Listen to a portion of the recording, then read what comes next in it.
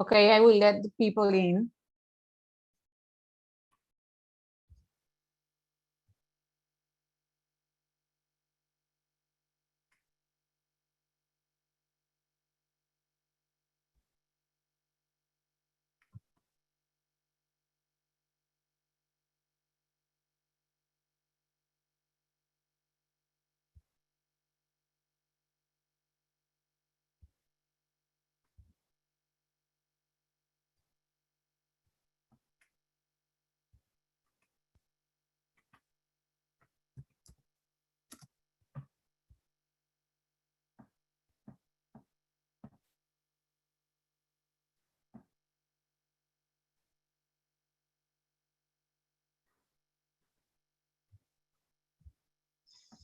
Well, shall we make a start?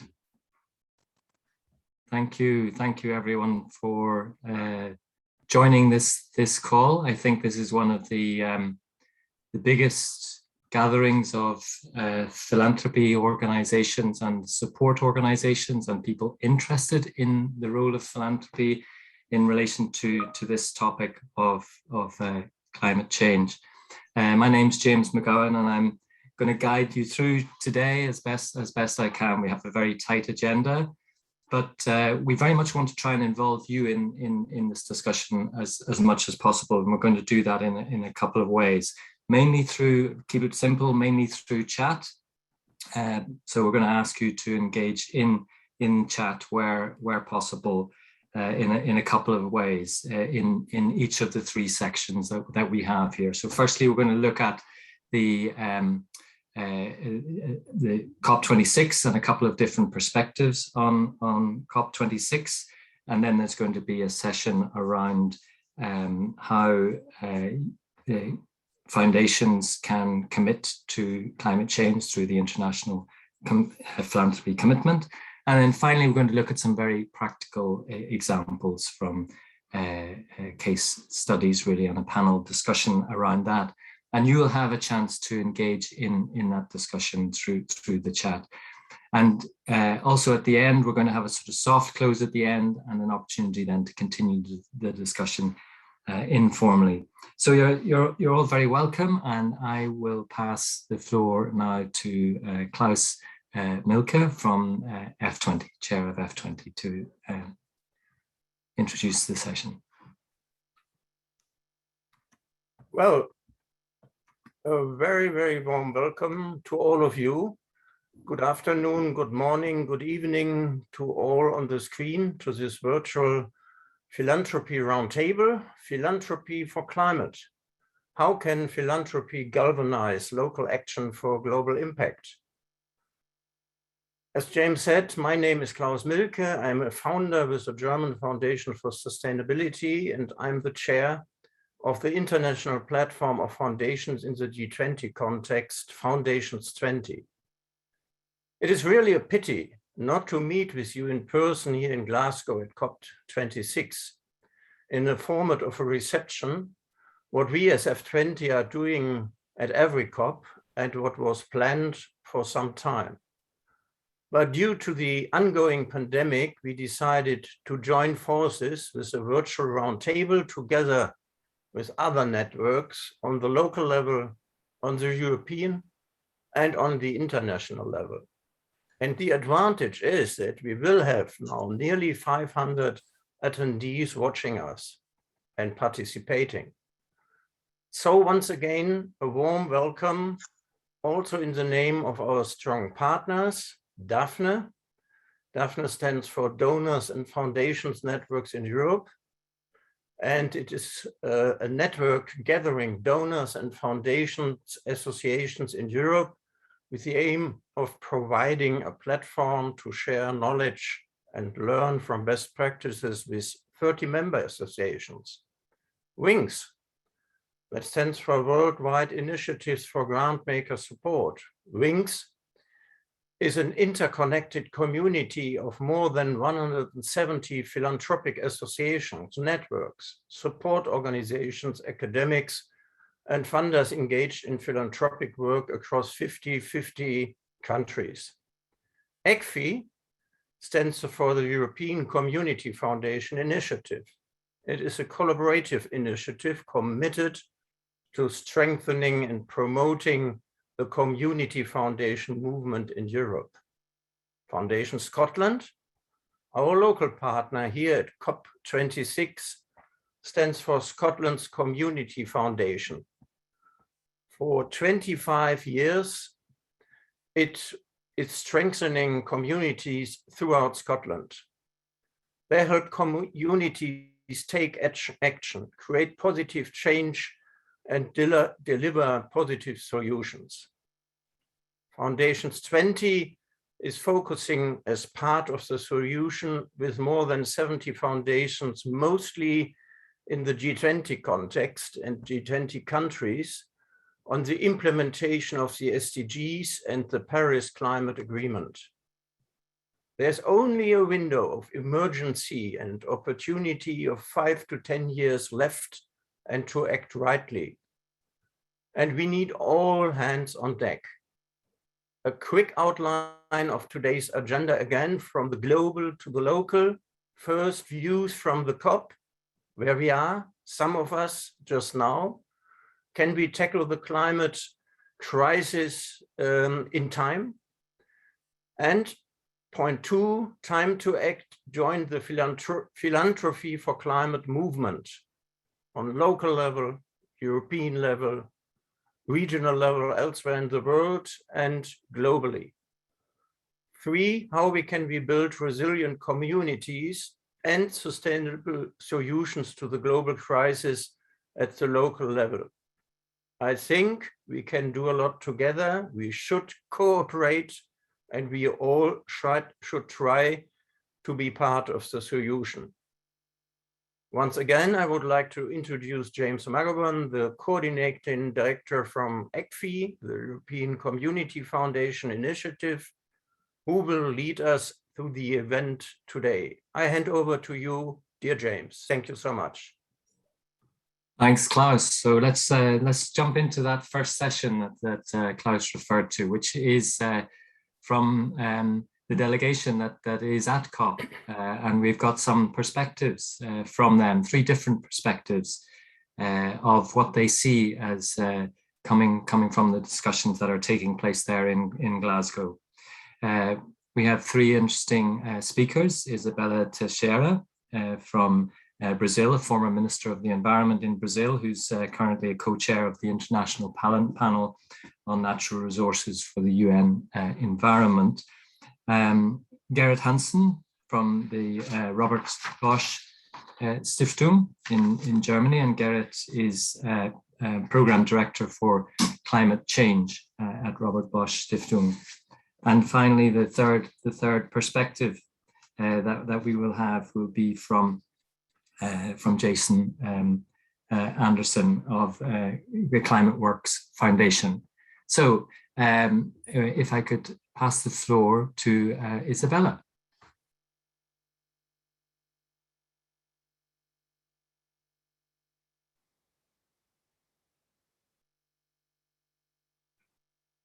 Hello, can you hear me? Because I'm here in Glasgow and I'm not sure if you can hear me because I cannot hear you very well. We can hear you fine. Can you hear me? Yes, we can. Great. Thank you very much. So first of all, thank you for inviting me to join you today. I'm sorry because I'm here exactly in the middle of the conference and don't have much time. But first of all, I'm Isabela Teixeira. I'm from Brazil. I'm a senior fellow with Instituto Arapiaú from Amazon Vision. And we're very happy to join this initiative, not only the meeting today, but how philanthropy is coming to manage together with the world the global crisis and the climate crisis. We have different crises, the triple environmental crisis that we face this century, climate change, biodiversity loss, and also pollution, fragmentation. And it's exactly when I think that we mentioned to bring together climate and sustainable development goals, how we'll play this decade, how we did move forward, prepare to address not only low carbon economies and net zero world, but also a fair and inclusive world. And this is really a big challenge when we're looking for to face climate change. What is new? Probably, I'm sure, I used to be pragmatic, but also optimist. Let's assume that we have an agreement here in COP26. The spirit today, for real today, it's a very positive one. Let's assume that we have this. We change the political world because we need to go into action. And action means that we need to understand the new requirements for global and international cooperation. It's not only based on a relationship between or among governments. We must have society together. We must have private sector together. But we need to understand the realities, how we did go into these realities, and how we did we address concrete solutions, and more than this, permanent solutions. So 2 or 3 things to be observed.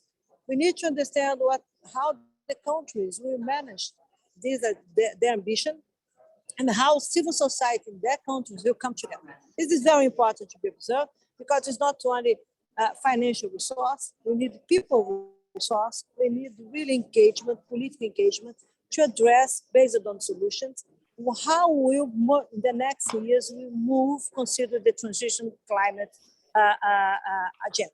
Second point, we need to discuss the role of forests. It is very important that without Amazon protection, you know that it's impossible to achieve 1.5 Celsius degree. So how will come with forests, with land use agenda, together with energy agenda, to make sense that we can address climate crisis? It's very important to be based on the reality, very important to be based on a new relationship with nature. And this means how we'll know about our impacts on nature and how we want to grow with nature, not against nature. This is a big challenge when we go into the developing emerging economies of the green south world and also the developed economies. And society will be interconnected, not only internationally, consider the new order, the international order that's coming, but based on people, based on our common challenge, our common vision that we need to face, how we'll tackle climate change. It's important to observe things that must be behind in the past, like deforestation. We need to end deforestation in the world. Okay, we have here commitments by 2030. We need to end deforestation before 2030. In a country like Brazil, it's very important to leave this behind in such a way that we can understand in our societies the real challenge that we have to address not only mitigation, adaptation, and resilience together. And this means how we work with society, not only with the civil society, but with cities, with indigenous people, with quilombolas people, traditional communities, because they know about their reality. And you need to understand how we will face the challenge. So philanthropy is more than the player, is a partner. Philanthropy means that to come into this role to address solutions based on concrete action with transparency, and also to build credibility, trust. It's very important, and confidence. It's very important because it's not more to negotiate things. We need to negotiate how to act. We need to understand how we come together. We need to understand what the role of the emerging economies and developing world should play together with developing world to address climate crisis. Finally, I would like to remember that next year you have Stockholm Plus 50 conference, exactly to discuss after 50 years, what are the challenges, what will be the new agenda for environment, the global environmental agenda after this conference. And this means that probably we'll discuss global commons and planetary boundaries. We need to understand how this concept is coming together, what is the new role for science, and how philanthropy will be together with us to address the new decision process that we need to promote in such a way if you have to achieve a fair, inclusive, and low carbon society around you. We have a lot to do. More than this, we need a lot of people together. And this is completely different, in my opinion, based on my experience. It's not on politics, it's not on diplomacy. Now we go into the global realities, go in local needs, and we need to address concrete solutions based on partnership, confidence, transparency, integrity, new values that should shape or reshape the humanity relationship between humankind and nature. These are the critical perspectives. I do believe that we can do this with difficulties, with trade-offs. We need to understand and also recognize the mistakes of the past, but we need new voice, we need a new way to express our political will. And society, the global society, philanthropy, they are part of this. So let's do this. We need to work hard, really have to work hard. And more than this, we need to understand what are the challenges, how will indeed finance, support, have a partnership, a strategy to address concrete problems and have to achieve concrete solutions and bring things together. Bring things together, bring people together means that we can be together in a diversity of the world, that we have a climate change age on one side of the coin and innovation age on the other side of the coin. How we can promote democracy, how we can make stronger in transparency, our ambition, our will, and understand that nature should be close with us, together with us, make the difference for a fair world. Thank you very much. I'm sorry because I am trying to manage my time here. I'm very, very, very happy to have the opportunity to talk to you now. Thank you. Thank you, Isabella. And I don't think anybody would disagree with the sentiments that you're expressing there around the importance of working with people, with society, and philanthropy working as a partner rather than just a player in the efforts needed. Could I pass now to Garrett from the Robert Bosch Stiftung? Do you share a similar sort of sense of optimism coming out of COP26 this year? Yeah, thank you, James. Hello, everybody. Thank you for having me. And yes, I do. And I will go into a little bit of more detail now. I was asked to provide a few insights here from Glasgow, and I'll just add a few thoughts to what we heard from Izabella Teixeira on where we stand as a global community, and also how philanthropy may help us to move forward towards the finish line. So from my perspective, there's three major priorities at the COP here. It's one, raising ambition and mobilizing support, then building trust in the multilateral process, and of course, finalizing the Paris rulebook. So on the first item of this list, I'd say we have seen a lot of progress. We've seen a great many pledges by governments, businesses, finance, multi-stakeholder coalitions, and these really have shown that the world is serious about climate change and Paris goals. So with the G20 and the Glasgow pledges, we now have almost 80% of the world's emissions covered by net zero targets. And this is a huge step forward, which would have been unthinkable just a few years ago. With the rising support that we've seen for the Powering Past Coal Alliance, the pledge to end finance to new coal, and the Just Transition Partnership with South Africa, we may even be looking at the tipping moment to finally push coal out of our system. The methane pledge is also a very important step to reduce transient warming. And last but not least, as Isabella just mentioned, there's the renewed commitment to end deforestation in 2030, signed by over 120 countries. And this time, this pledge is underpinned by actual roadmaps towards sustainable commodity supply chains from major agricultural producers and many of the world's food industry giants, thereby addressing the root cause of the problem. So I'd say optimism here. And then on my second list item, the trust in the multilateral process and in global solidarity, I'd say the picture is more mixed. Like on the plus side, the Paris Agreement's bottom-up approach has passed its first test. It's kind of still squeaky and squealy, but the mechanism to ratchet national commitments until the common goals are met is delivering. If we take together the Glasgow pledges and assume immediate and full implementation, which is a big if, but these pledges may bring the world to just below 2 degrees Celsius of warming by the end of the century. And that is down from a staggering 4 degrees expected before Paris and still 2.7 degrees based on the national climate plans submitted to the UNFCCC until Glasgow. So this again is a really big step. Then of course, a goal without a plan is just a pious wish. And there is still a large gap between the collective 2030 ambitions and a science-based pathway to 1.5 degrees. So now world leaders, governments, and businesses will have to deliver on their promises with credible and robust pathways and ambitious short-term policy. But still, a clear commitment at highest levels to net zero goals constitutes an important signal to the market and to the world of finance.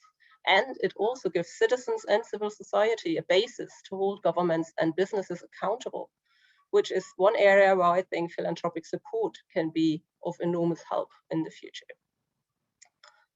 On the downside, I think vaccine inequality and its consequences for inclusiveness have left a deep stain on the process here. The fact that developed countries have still not fulfilled their promise to deliver $100 billion in climate finance to the world's most vulnerable and are holding tight against legitimate asks to compensate for loss and damages is really not boding well with the majority vote. Yesterday, while President Obama delivered an encouraging speech to an enthusiastic audience, President Binamara of Fiji slammed the US just in the room next door for not delivering on either mitigation, no financial support. As you all know, the world's poor have least contributed to the problem of climate change, yet they are bearing the brunt of its impacts. The industrialized world and the wealthy in general have a historic responsibility towards those whose development space, if not their mere existence, is severely threatened by climate change. So philanthropy can and should address this responsibility, for example, by providing support to the most vulnerable communities to build resilience, by empowering youth and indigenous peoples in their fight for climate justice, and by making funds available to address loss and damage, and by doing so, encouraging their governments to do the same. So my last priority item would be the formal negotiations to finalize the Paris rulebook. Not surprisingly, this may be the area that is most inconclusive so far. Many thorny issues have been forwarded from the technical bodies that convened last week to the negotiation guided by ministers during this week. Finance and support for developing countries and the most vulnerable is still a dividing line between the industrialized countries and G77 plus China. And a stringent, transparent, and fair rule for carbon markets, which is a make it or break it issue, is still pending. And just to say this very, very clearly, these negotiations are as far from blah, blah as you can get. The technical detail that will reign over the governance, the implementation, the transparency and the integrity of the Paris Agreement will ultimately decide the fate of our climate. However, despite this massive workload ahead, and we're really looking at a lot of sleepless nights for negotiators and ministers and all the many outstanding issues, there is cautious optimism, I'd say, in the halls here that Glasgow will deliver a comprehensive deal.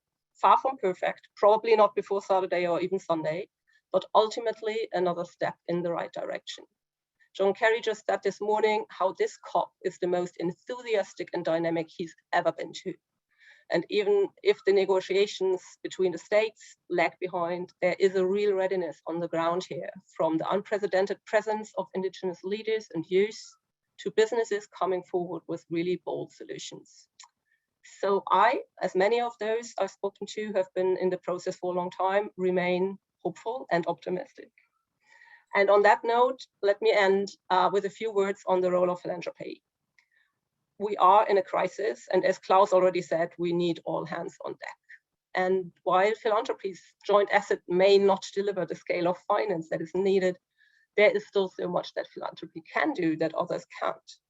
Like as independent foundations, we have the ability to take risks, to challenge existing assumptions, to build bridges between stakeholders, and to foster inclusive processes. We can reach out and help find consensus within and between societies, turning the just transition from a vision into a reality. We can make, as foundations, a real contribution, both locally and by joining forces and building alliances such as this one towards our common goals. So as IPCC Chair Ho Seung-Look put it, every bit of warming matters, every year matters, every choice matters. I think we are all here today to tell the world that we are ready to do our part. Thank you. Garrett, thank you so much. That was a wonderful overview and absolutely uplifting. You know, if the tide is beginning to turn and we can see that we're going to go with it, well, that's so much better than trying to be working against the tide. We only have a few minutes left. I would like participants to be able to contribute to this as well. We're going to harvest the chat. So if you would like to just pop into chat your reflection on COP so far, we will gather that, we'll synthesize it, and we'll produce that in a report if you want to put your organization and what you take from COP. If you're taking the same optimism, if you're seeing hope If you're seeing more than blah, blah, that's great. Let's hear from you in chat, and we'll harvest that. The last reflection we have is from Jason Anderson from Climate Works. We've only just 5 minutes, Jason, if you could share with us your reflection. Thank you. Well, thank you, James, and it's a real pleasure to be with you all today. The theme of the panel is, can we tackle the climate crisis in time? And I have two answers to that question, yes and no, just to be clear. And I'll start with no.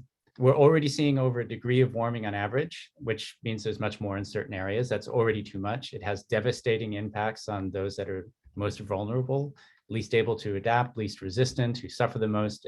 And what we've been seeing, not just at this COP, but over the last few years, is an increasing recognition of the intersection between existing disparities, both within and between countries, and the amplification function that climate change plays. So the intersectionality of a variety of concerns has been highlighted both within the process and certainly on the street. If you look at the protests over the weekend here in Glasgow, for example, every second or third banner was about climate change, but in between were concerns ranging from migration to healthcare to a number of other social issues that are precisely the reason why some people and communities are less resilient. And what we're seeing inside the COP is a sense that we have spent so much time talking about mitigation that we've underdeveloped adaptation and resilience. And even that, we've done too little to the point that we have to focus on loss and damage. And that's, the concept that we already have and will experience more damage, primarily in those places that have little responsibility for causing the problem. And so they should be indemnified against damage as much as possible. So the political negotiation on that is really fraught, but it's really central to what's happening here.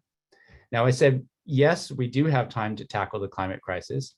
And the reason for that is that it's never too late. There's no point at which shaving off even 1/10 of a degree of warming won't be beneficial. Every little bit counts.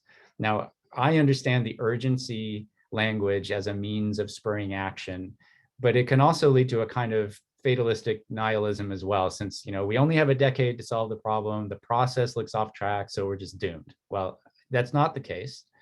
I'll point to a bit of progress in the past week on an issue I've been working on at Climate Works that I think represents a bit about what COPs can be about in their broader definition.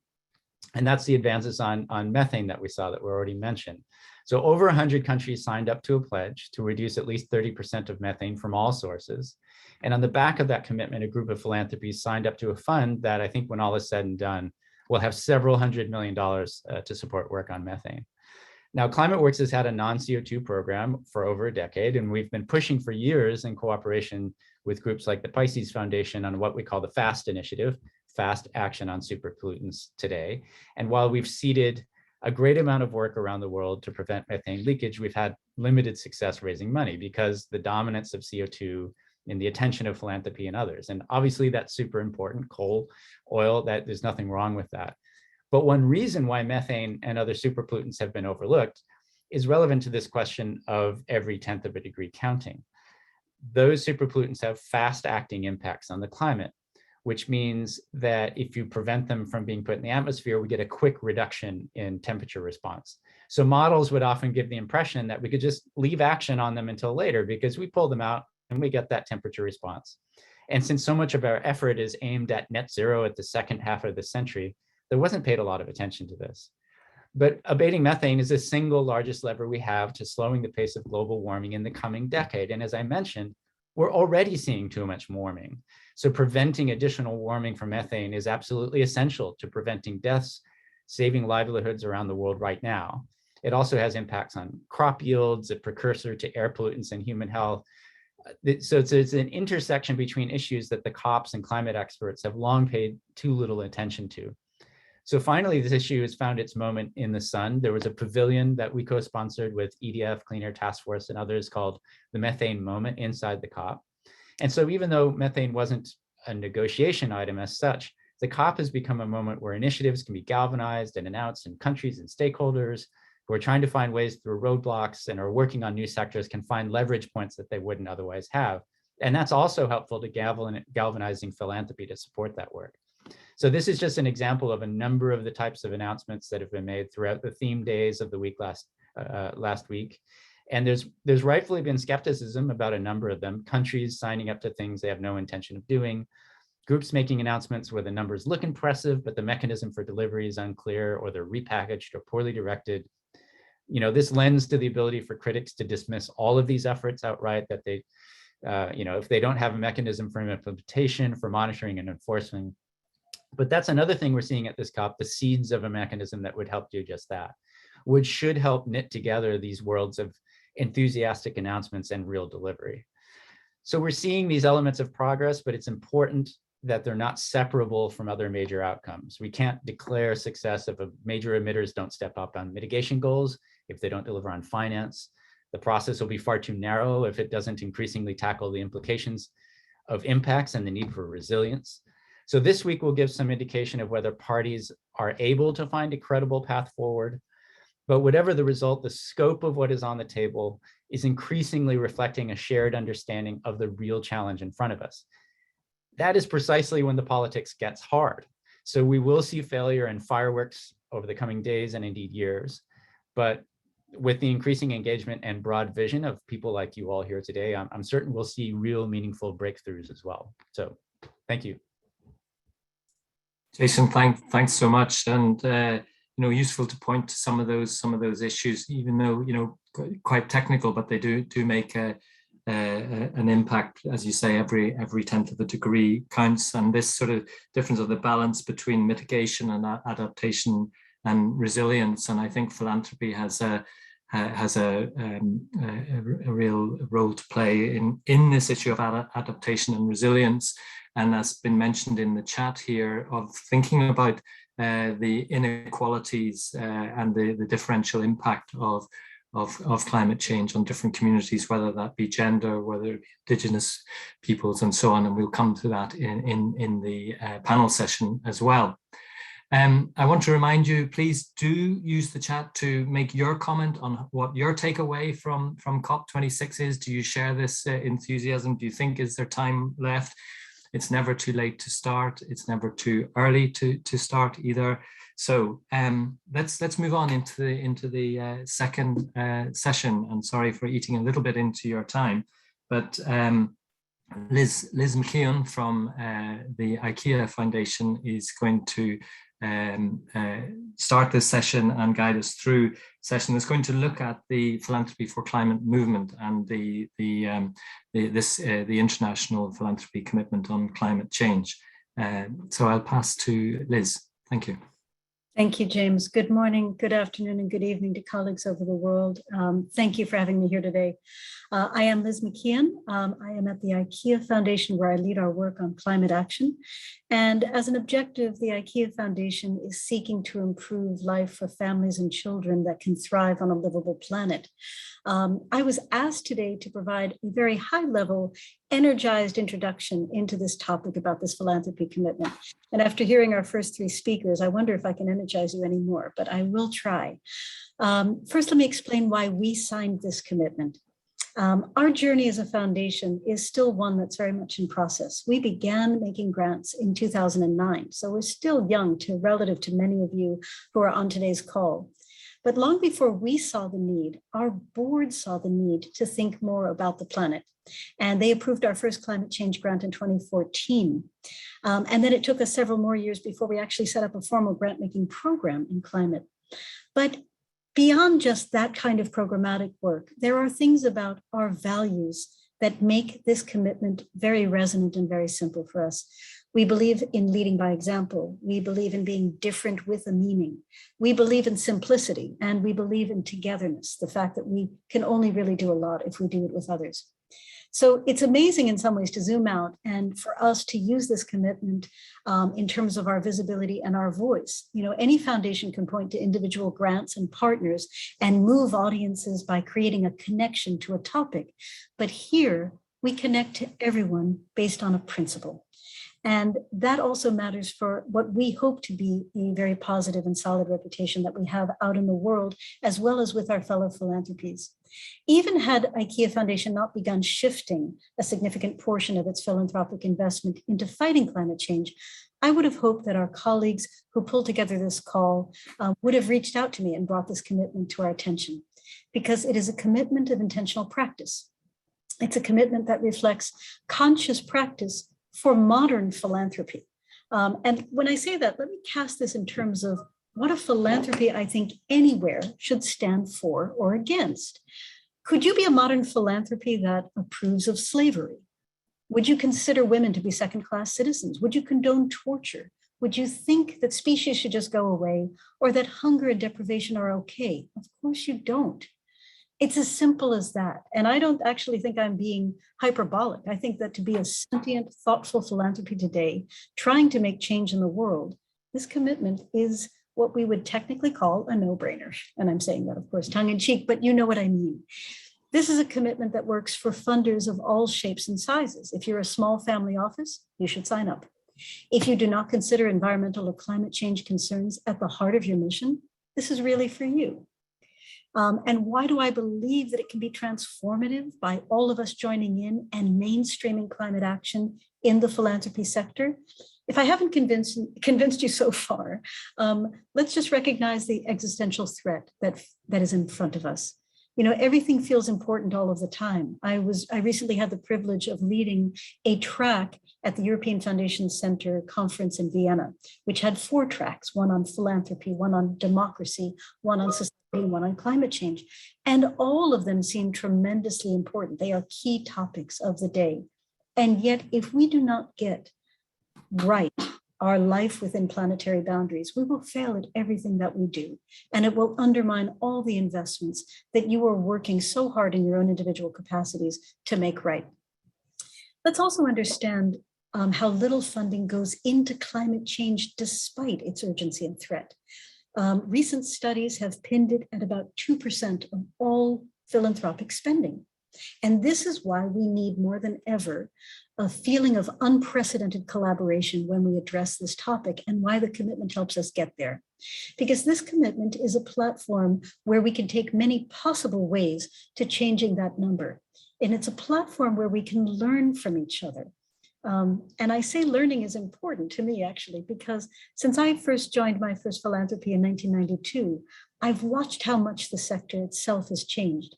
We have new formats for delivering real change and impact in societies. We have different tools, from blended finance that de-risks to new concerns like digital security for our own grantees.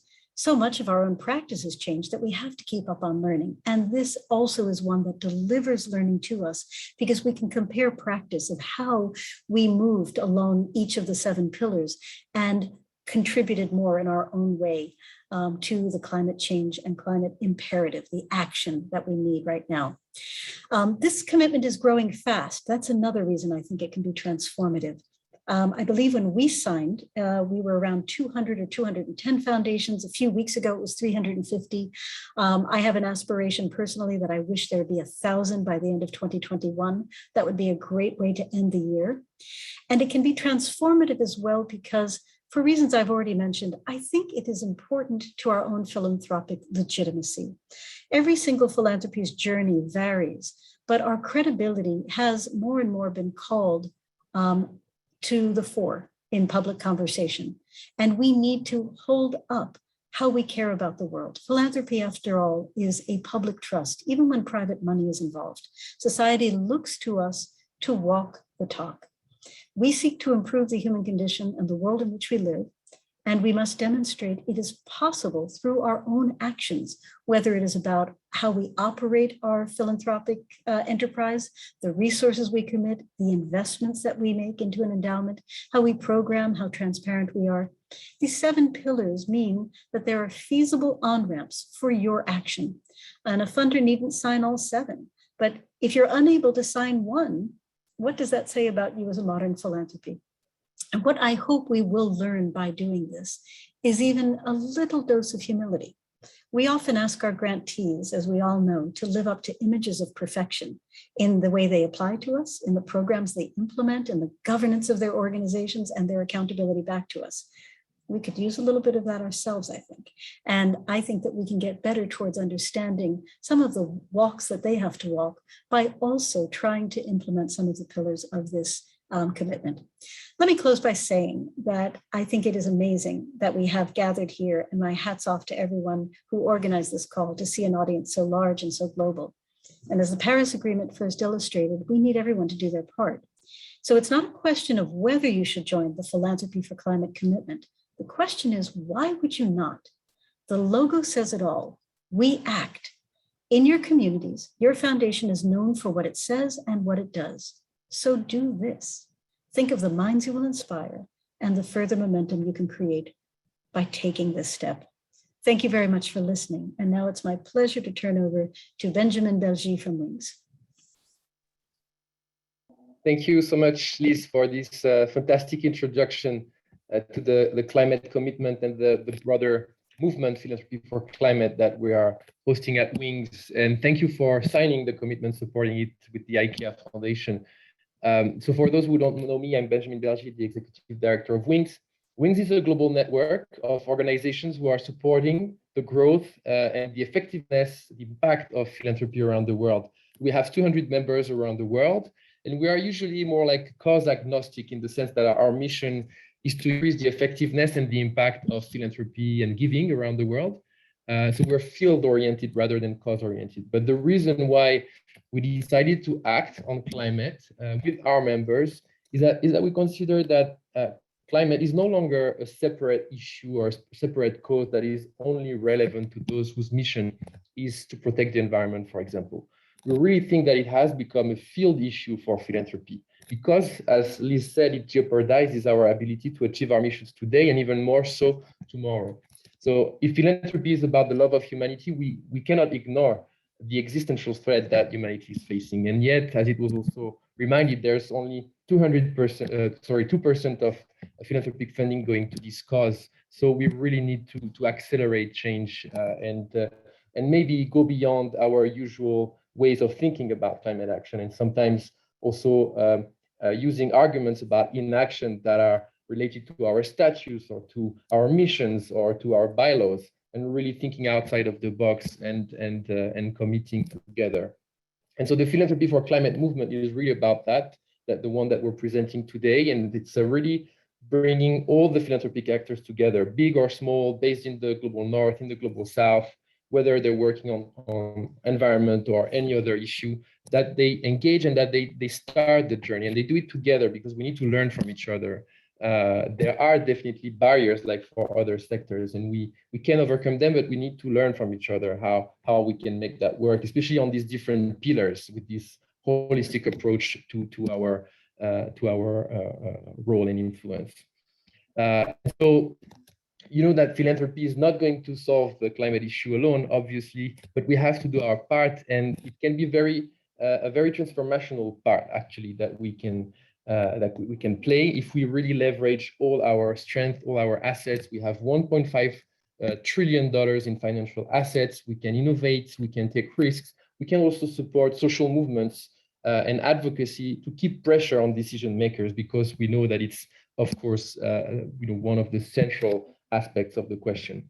And so the Philanthropy for Climate movement encourages you to engage in all these directions. It includes an international commitment on climate change, also several national commitments.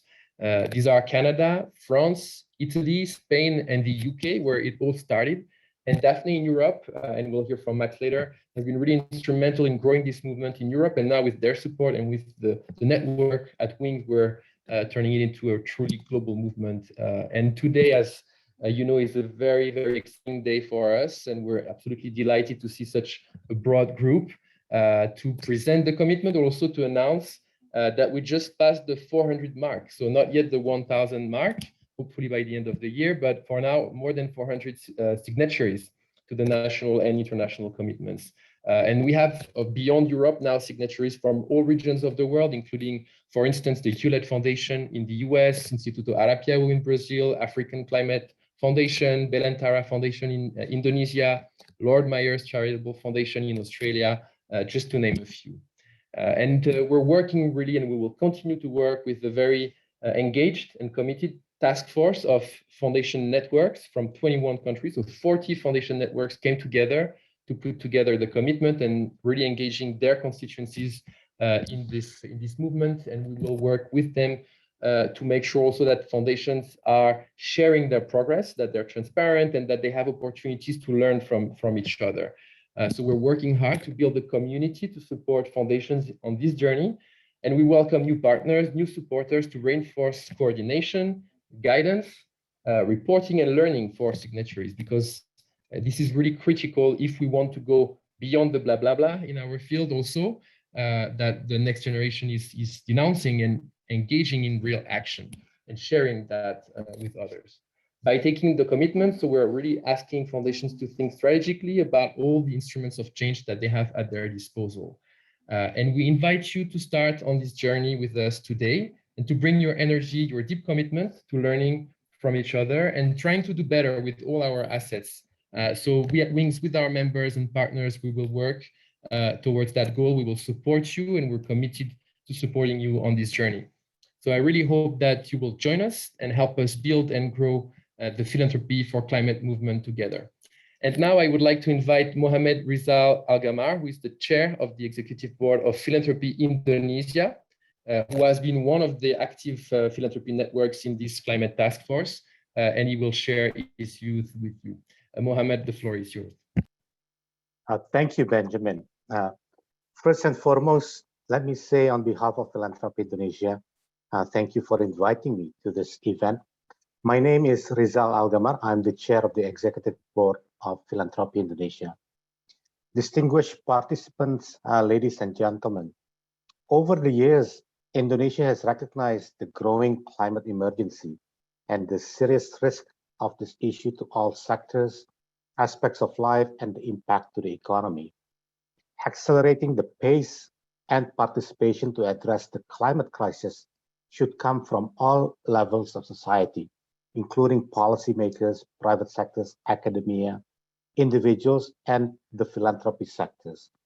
Philanthropy Indonesia believes that philanthropy plays a crucial role in galvanizing local and national actions in addressing the impact of the climate crisis through demonstrations, innovation, investment, and taking the first risk.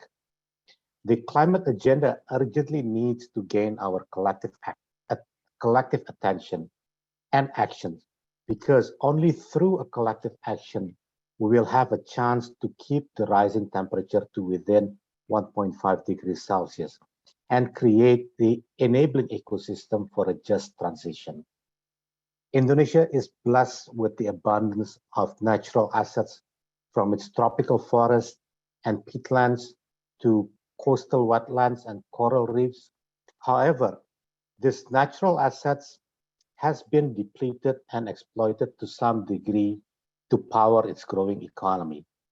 Philanthropy Indonesia sees the International Philanthropy Commitment on Climate as a strategic global, national, and local movement in mainstreaming the urgency and collecting the support of philanthropists for climate mitigation and adaptation.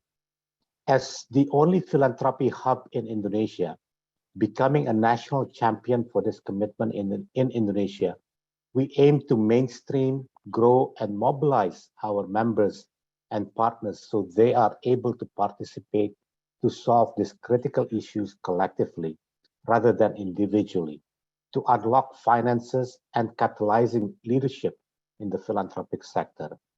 In the last 2 weeks, we have presented the philanthropy commitment to initially 8 organizations, and all the 8 have confirmed to join and sign the commitment.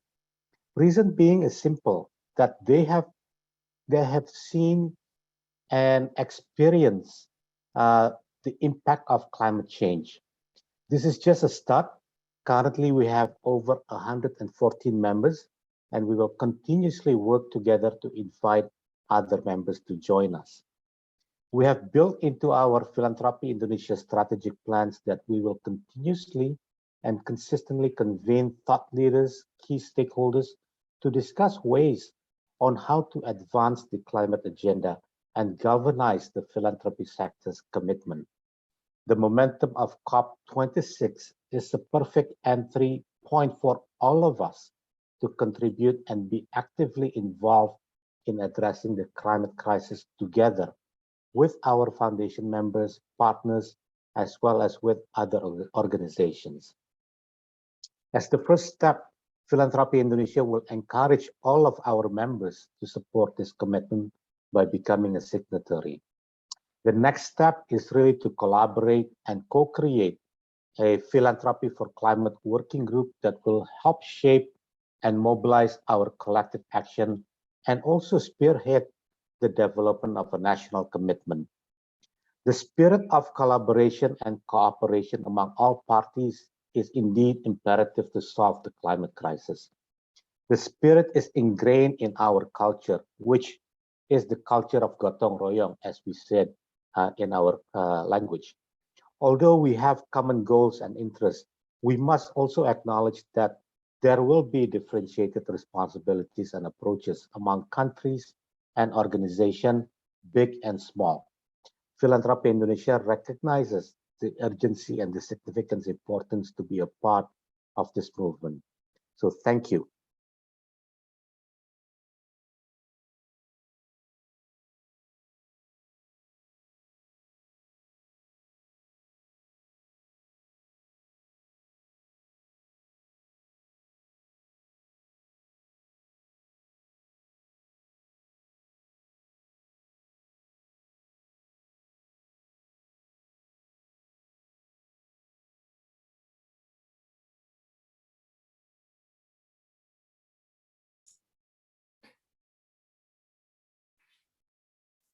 Benjamin, I think it was back to you to introduce a video, or Max, do you want to pick it up from here?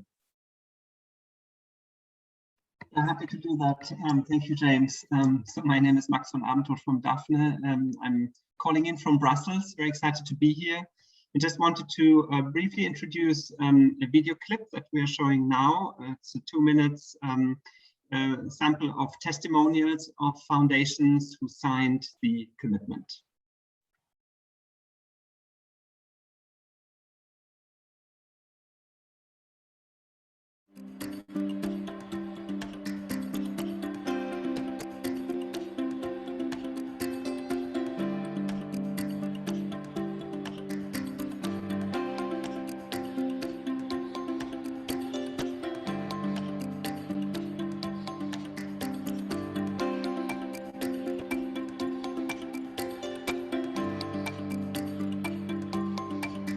Climate change is the most important threat the world faces right now.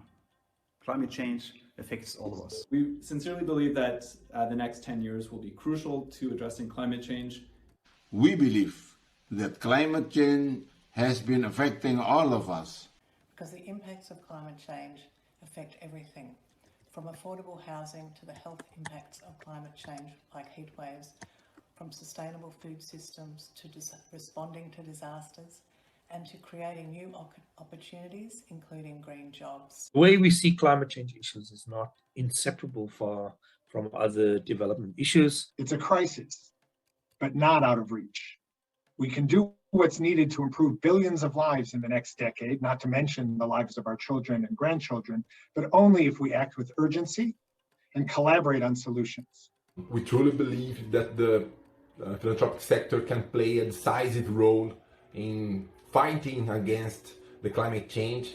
It's time for us as philanthropic organizations to walk the talk on climate action and ensure that everything we do, from our grant making to our own operations to our investments, is aligned with our climate mitigation ambition. We need to apply a climate lens to the work foundations are already doing in their fields while exploring the possible intersections with their existing work. Solving climate change issues is our collective responsibility. Understanding the urgencies, we must work together in creating impact to support climate change action. We believe that all funders, foundations, philanthropic organizations, regardless of their mission or status or geographic location, can and should play a role in addressing the climate emergency. Because we can only create a livable planet for all our children if everyone works together in unprecedented collaboration. So join us. This is an all hands on deck moment for philanthropy and indeed for the world, and we have no time to lose.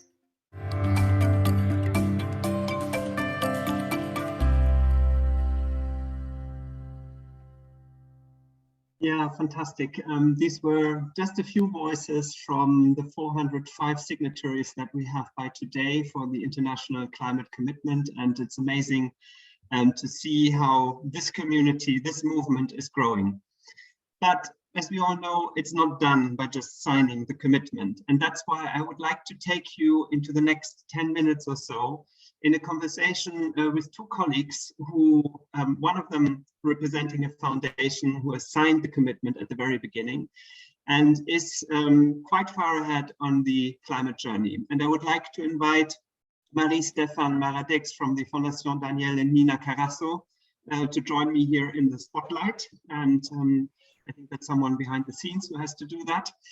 And Marie-Stéphane, your foundation is an independent grant-making family foundation based in France and Spain. You have an endowment of around 500 million euros and a budget of 18 million euros per year. And you're active in two main areas. One is sustainable food systems, and the other one is art in the community. You have been involved in all this from the very, very, very beginning. And I'm really happy that you can join me here and share a little bit of your experience of the climate journey that the Carasso Foundation has taken. So Marie-Stéphane, how did you start the climate journey? Thank you very much, Max. I'm very happy to be here with all our international colleagues. Actually, we are not an environment foundation. We have, as you were mentioning, two programs, and one being in the art side and the other one in food, sustainable food. And we have started this journey, I would say, a little bit through our programs, because when you are dealing with sustainable food systems, obviously you are dealing with a climate issue. And the climate dimension is key, but actually it really begins with in 2015 in the framework of the COP21 when we decided to start with our investment policy. We decided to pledge to the Divest Invest movement initiative, and as well at the same time to create an impact investing bucket in our portfolio. Today, beyond this impact portfolio, actually we have 7% of all our investments related to climate challenges, and we hope to go beyond that. But it might be funny to some extent to start with investments, but it was a way really to be in coherence with the challenges we are facing, and we thought that the investment side was much more powerful than the grant side. In 2019, we decided to address our operations with a carbon footprint analysis on our operation in France and Spain, because as we are mentioning, we are working in two different countries. But I would say the more important step was in last year, in 2020, when we were, and you were mentioning the initiative of the coalition, the philanthropic coalition movement regarding climate. And actually, it was right after the EFC conference when I had this idea in mind to start this coalition of foundation, and we initiated the movement in France and Spain, our two focusing countries, and with the help of you, Max and Daphne, we address the subject at the European level and with wing at the international level. This is why for me, especially for me and for the Carasso Foundation, it's such an honor, and we are so thrilled that today we are officially launching the international movement for the philanthropy coalition, and it's a great opportunity and a great pride. Yeah, thank you, Marie-Stéphane, for sharing your journey and also your strong commitment to support philanthropy, support infrastructure, because it's a lever. It's a lever to get more foundations involved in this movement, to trigger collaboration between different foundations, but also other actors in the field. And so much more can be done in terms of collective impact when we do this all together. So the Philanthropy Coalition for Climate that you just mentioned is one place here in Europe that is implementing in Europe the international commitment and all the work around it. And thank you again for your strong support here. Now, I think what is interesting for the audience also to understand is, how did signing the commitment change the way how you as Carasso Foundation thought and felt about climate action? Actually changed quite a lot of things, because we really think that the climate challenges are to go deeper in our programs. And so this is why I was very happy that last month, my board decided that we will be opening a new program on climate for our next strategy. And this climate program will, of course, be in support of our two main areas of intervention, but as well with the idea to have a flexible approach in order to work with other key players, foundations or other players, in order to accelerate the climate challenges. So this, on one side, we will go further in our programs and as well in our investments. We have decided, and we are about to release our second impact investment report.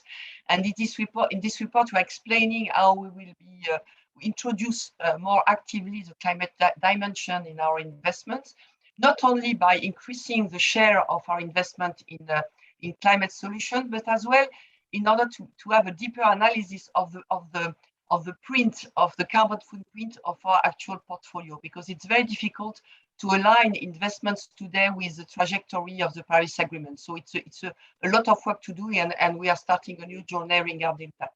So we will be working on our programs, we will be working more deeply on our investments. And I just want to express that we are starting already this year in integrating the climate lens in our programs. For instance, we have for 10 years now, we have a program called Art and Science Program. And this year we have decided to dedicate the topic of this program to environment and climate change. And it's very interesting because it's a lot of very interesting projects combining scientists and artists in order to give a new perception of the climate challenges to the general public. So this is a kind of the way we are integrating this lens. We have as well dedicated money in research program. For instance, we have a research program about the resilience of the olive oil sector, how it can resiliate and be more resilient to climate change by exchanges between countries on the Mediterranean shores. So these are only few examples in the way when you can take your climate glasses in your own program, even if you are not dealing directly with environment and climate. And of course, our next strategy will help us to go deeper in this climate journey.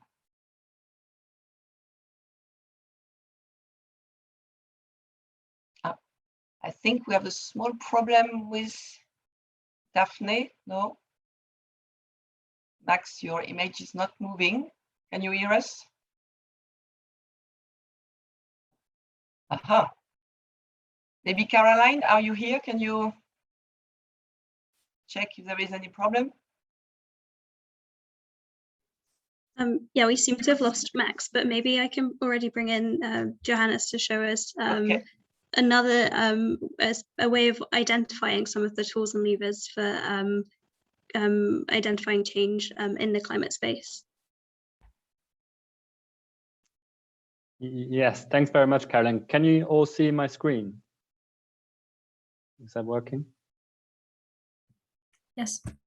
Yeah, okay, great. So yeah, thanks very much. So the tool I want to show to you today is really part of a bigger puzzle, obviously, of building the infrastructure for climate philanthropy. And it's a tool that we have developed at Active Philanthropy, really for all those funders on this call or elsewhere who are ready to take climate action, but who are yet looking for the right entry point, if you like. And this entry point that we seek to provide with this tool is really for those funders who are particularly interested in cutting emissions. So what it comprises is, as you can see on the screen, 4 circles that make it really easy to move around about 200 concrete solutions for cutting emissions. And the way it works is that you move from the inside, from the sources, the indirect and direct sources of emissions, outside towards those concrete solutions. And you can then find more information, more details on those solutions from our 2 sources, Climate Strike Switzerland and Project Drawdown.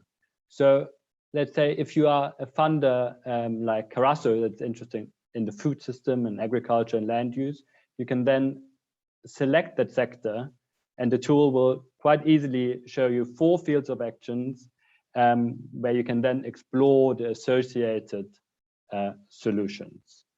And then maybe in the next step, because that is a question that we often encounter, okay, how can I then take the next steps and maybe customize my portfolio? And the next step, you can really customize the search of your solutions by selecting one of 10 philanthropic levers in the top right corner of the screen. You can see them. They range from political advocacy over communication all the way to research and development, and they really describe how you can support projects in those issue areas. So let us stay with this example maybe of agriculture and land use. If you were willing to support projects and solutions that lend themselves particularly, these are not the only ones, but they lend themselves particularly to communication, you select that lever and the tool will show you those appropriate solutions.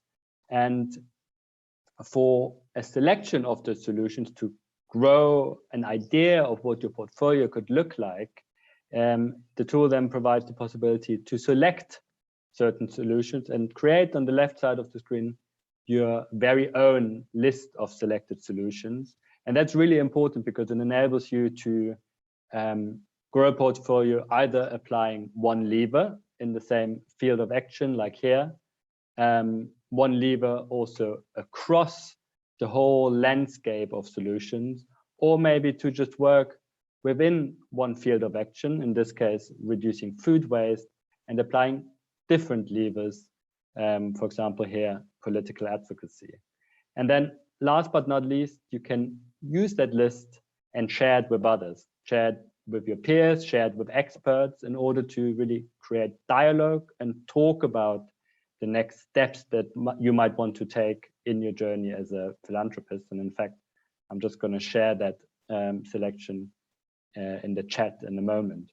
So now this tool, as you look at it, might look a bit complicated with the different functions, but I can really encourage you to use it, try it out at in your own time, and see how easy it can be to take this first step on an admittedly longer journey, as Marie-Stéphane has highlighted, longer journey towards climate philanthropy.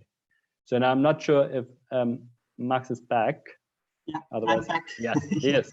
I'm back, sorry for that. Johannes, thank you very much for taking over.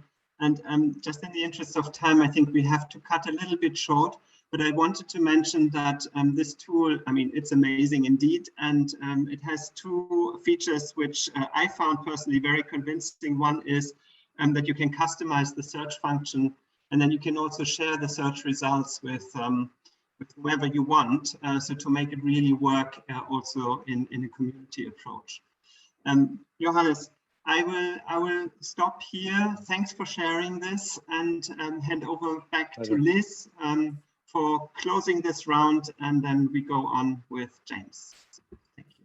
Oh, thanks, Max, and thank you, everybody. I find it so inspiring to listen to these examples and these stories. As I mentioned in my opening, we learn from each other.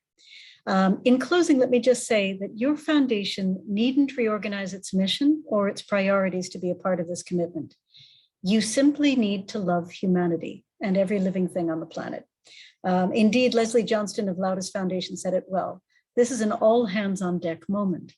The world is on fire and we need a bucket brigade. So challenge yourself and sign the commitment. Strive to new heights in your philanthropic practice, lead by example, contribute in a way that feels right for your foundation, whether it is through managing your endowment differently, or by the way you educate your board, or by the choices you make to run a foundation that aligns to a 1.5 degree world in your operations. But by joining the Philanthropy for Climate commitment, you will help build collective impact to save our planet. Thank you.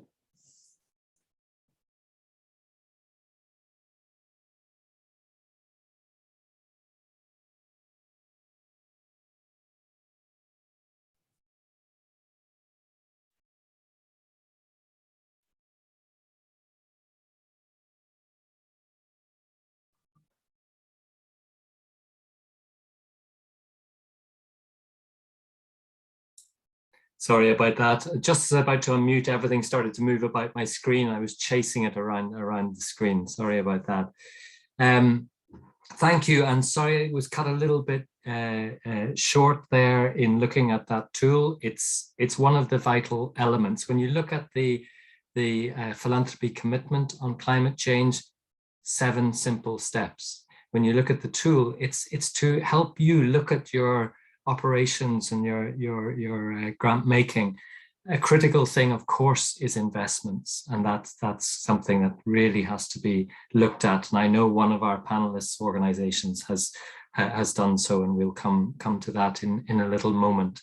So we're moving now to a panel discussion. A lot of what we've heard from others before has been about the aspiration for practical action, what philanthropy can do, and how through signing the commitment is an indication of that. And here in the panel, we have a group of people who already are taking action, and they're going to share some of that experience with you. And I do invite you to listen to them and post some questions in the chat for this panel discussion, and we'll try and weave them in to a discussion that we're going to have with the panel. So let me introduce the 4 panelists that we have. We have Tom Black from Foundation Scotland, who's community funds manager for north of Scotland and deals a lot with onshore and offshore renewable energy projects and how they contribute towards community benefit funds. Bambang Ismawan from the Bina Swadaya Foundation in Indonesia. He's the founding chair of the foundation, and again, one that is very committed towards climate action. And then we have 2 that come from the network side. So Lourdes Inga is the executive director of the International Funders for Indigenous People. And finally, Devika Shah, who's executive director of Environment Funders Canada. So I'm going to invite each one of the panel to briefly tell us in just a couple of minutes what your organization does and the main challenge that you face in building resilient communities and finding sustainable solutions. So Tom, if I could start with you. Thank you very much, James. Can you hear me okay? Yes. Cracking. Good afternoon, folks. My name's Tom Black. I'm a community funds manager with Foundation Scotland. We're Scotland's community foundation. We were set up 25 years ago to facilitate giving to good causes in Scotland's communities. Our vision is of confident, thriving and resilient communities across Scotland. To date, we've distributed about £130 million, and we have around 400 donors who wish to give through us. As part of our 2030 strategic plan, we have committed to acting as a sustainable funder, investing in people and planet. And we are incorporating the UN Sustainable Development Goal SDG 13, that's the one on climate change, of course, into our monitoring and reporting. And we're a signatory to the UK Funder Commitment on Climate Change, and I believe we've applied to become a signatory to the international commitment. So that's in a nutshell what we do at Foundation Scotland. Coming on to the second part of your question, James, I've actually sketched out 3 issues that we face in building sustainable and resilient communities. I think the development of capacity to act, so that means skills, knowledge, and crucially time within communities to take action on climate change. Secondly, local cohesion, that's communities coming together to develop consensus over what needs acted on and what the potential solutions may be, what the best solutions may be. And thirdly, I would say a sense of immediacy. You know, as already recognised, I think earlier on by previous speakers, the climate crisis is everywhere, but often perceived as not relevant to me in the here and now, or there's nothing I can do. And we hear discourses of delay. So one of the issues there is really about making it relevant to people in the here and now, and spurring on action around climate change. Tom, thank you. I'll pause there. Yeah, we'll come back. We'll come back in the discussion. I know the Community Foundation field well, and I know how quickly it can act and engage very much at local level on a global issue, and Scotland is very much leading the field in that. Bang Bang, if I can turn to you, and if you very briefly tell us what your foundation does and how you are contributing towards building resilience and sustainable communities in Indonesia. If you can unmute, please.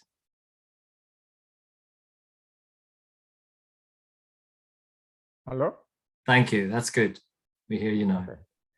Yes, I'm Bambang Ismawan, the founding chair of Bina Swadaya Foundation, established in 1967, 54 years ago, by the Pancasila Peasant Association, when I was the president of the association. Bina Swadaya means self-reliance development. The foundation vision is to become a social entrepreneurship institutions, recognized to its pioneers and excellence in the community development. By social entrepreneurship, we mean social and sustainable development with entrepreneurship solution. Social development is a development effort and include poverty alleviation, productive employment, and social integration, while sustainable development relates to environment protections and it's financially sustainable for the institutions. Bina Swadaya implements several activities through various projects, programs, and promote movements. The program covers research, training, and facilitation. Secondly, integrated microfinance development. Thirdly, knowledge management and publication of books and magazines. Fourthly, agribusiness and agriculture shops. Fifthly, conference facilities and services. And sixthly, social, humanitarian, and emergency responses. Bina Swadaya promotes a community sustainable development movement, microfinance development movement, social entrepreneurship development movement. Recently, Bina Swadaya is promoting the village revitalization movement. It's to realize in a big platform of activities and conducted by multi-stakeholder such as local government, private agencies, civil society organizations, and philanthropic organizations participated by people in the villages. We are aware that villages are the roots of a big tree of a country. We call it the big Indonesian Republic. But we are very concerned that villages are the concentration of poverty and backwardness, believing that the poor are not the have-not, but the have-little. The movement encourages formation of community-based organization or self-help groups, which develop into multi-purpose cooperative for further sustainable development. Let's continue to stand up for those who are vulnerable to being left out or marginalized, because a change is only strong as its weakness link. Only with solidarity we can solve the challenges of climate change and COVID-19 pandemic. Recover together, recover stronger, no one left behind. Thank you very much. Bambang, thank you so much. And again, emphasizing there the focus on people and the complete interdependence and the intersectionality of how climate change can impact on people and impact differentially on people. Let me turn to our other two panelists who come from the network background, and I just ask you to tell us in a few minutes what you do. Lourdes, the International Funders for Indigenous People. Thank you, James, and thank you to Wings for organizing this important panel. My name is Lourdes Singa. I'm Quechua descent from Peru, and I joined you today from the ancestral territory of the Maidu people here in Northern California. Good day, everyone. International Funders for Indigenous Peoples, for those of you who know, we're also known as IFIP, is the only funder network dedicated to Indigenous peoples globally. Our objective is to expand thought and strategic collaboration between funders and Indigenous peoples globally.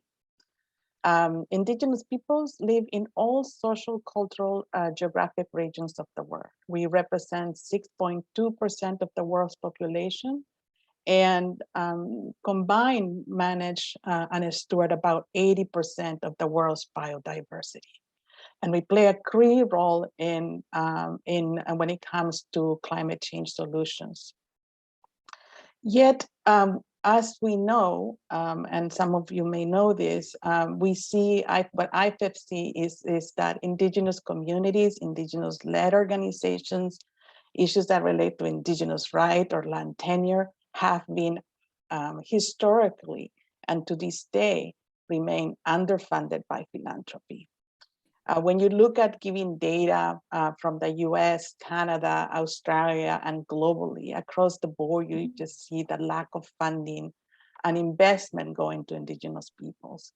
For this reason, IFIP advocates for a philanthropic community to be inclusive of Indigenous peoples rights and worldviews, particularly when it comes to also topic to climate change solutions. And the main challenge, as you posed the question, James, the main challenge is that we don't yet have, in the context of the work that we do, we don't yet have a philanthropic sector that is making the conscious decision to address the biggest blind spot that the philanthropic sector has and really make decisions that will lead to having inclusion of Indigenous peoples, to ensuring that Indigenous-led solutions are represented across these conversations. So when philanthropy says that it's building a resilient communities, that is supporting sustainable solutions, funders need to do that extra due diligence to see how is your funding including everyone and not leaving anyone behind, and understanding also in what you're funding and in how you're funding that key actors, in particularly those communities that are impacted by climate change, are part of not only the conversations, but the decision-making of those solutions. Lastly, I would just say that Indigenous peoples play a critical role in climate change because they are managing or holding tenure over 25% of the world's land surface and oceans. So, I think in the context of climate change, we need to think really critically about advancing Indigenous rights, Indigenous women's rights, how it all intersects with climate change, biodiversity, health, food systems, and education.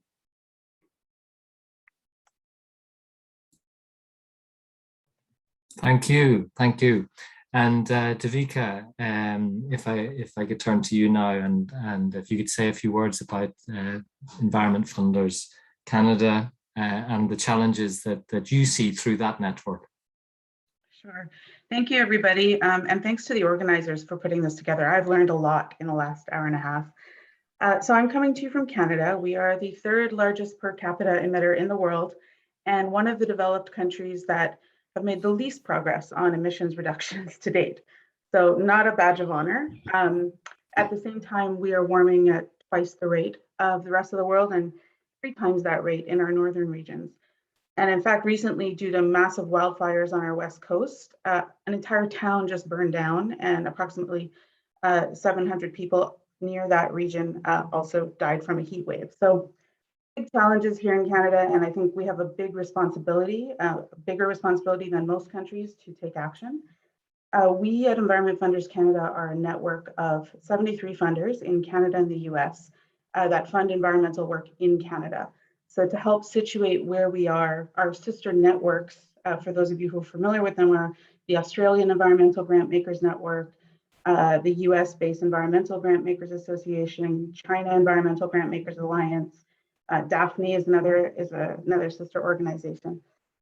I would say that the biggest challenge we face in Canada, and I'm saying this from a funder network perspective, is that amongst Canadian funders, the environment is still a very distinct topic or an area of focus within the funding community. And our organization actually wrote a report back in 2008. So many years ago now, 13 years ago, calling on all funders, regardless of what their area of focus is, be it health or arts or sports and recreation or youth development, to integrate climate change and sustainability considerations in all that they do, whether it's through education about the impacts of climate and biodiversity, the crises there on the communities that they serve, and or applying a climate lens or sustainability filter to everything that they fund, or catalyzing cross-sectoral alliances and movement building, shifting the way assets are invested, incorporating 1.5 degree living solutions into the work they're advancing, and of course, directly funding in that area. Those are all the things that we were talking about in 2008.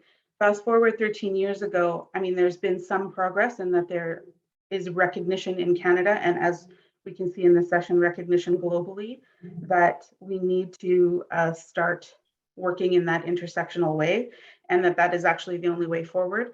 We have yet to actually materialize that. We have yet to see the philanthropic community in Canada actually moving in a concrete way in that direction. There's lots of hope, I think, and this pledge that has been launched, which we've implemented in Canada, has really helped to sort of elevate the conversation. And I'm hopeful that we will start moving in that direction, but I'd say that that's the biggest challenge so far that we faced.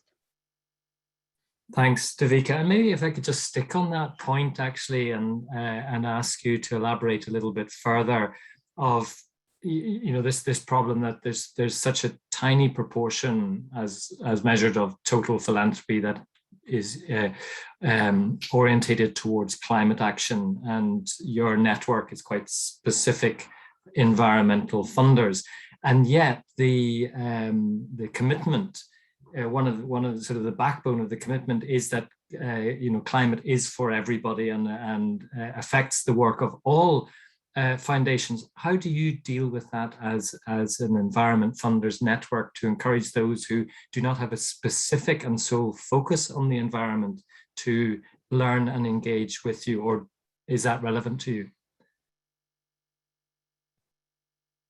I would say it's very relevant. We've just finished our strategic plan, and our biggest priority, I think, going into the future is to find those funders. We haven't really embarked on that in a very sort of concentrated, serious way to date.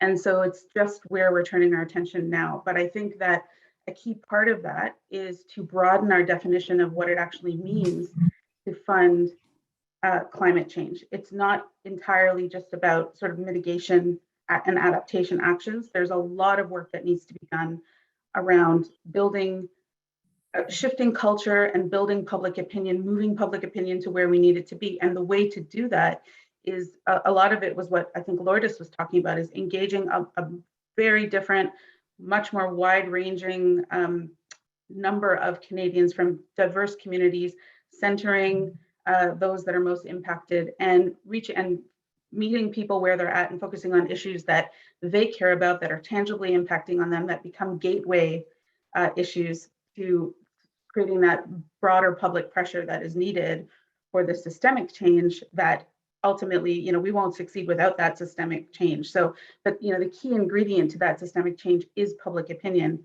and culture. And so I think anyone that is doing, like the example that was given about the arts and focusing on climate change as a topic in the arts, that should count as climate funding going forward, because it is part of the overall ecosystem and the tool set that we need. So I think that's the biggest thing, is helping everybody to see that they, as Liz said, you don't have to change your focus. You have a role to play within the area that you're already in. Thank you. I'm going to pick up on a couple of questions that have come up through chat here, and there's one around sort of relates. I'll broaden it. Actually, it relates to the intersectionality issue. So how climate impacts on, let's say, gender or equality issues, or indeed how does climate impact on health? How does climate impact on poverty? And particularly for Tom and Bambang. Bambang, I'm going to turn to you first in your work with with local communities at village level and so on. You see that complete intersectionality, and you mentioned leave no one behind. How do you ensure that through your work, through your grant making processes? If you could unmute, Bambang. Sorry. Is it okay? That's it. We've got you now. Thank you. Okay. Yes, I think reorienting institutional arrangement framework of the G20, including the National Adaptation Plan by applying a multi-stakeholder approach, it is very much necessary, I think, for the future what is adaptation related to the climate change.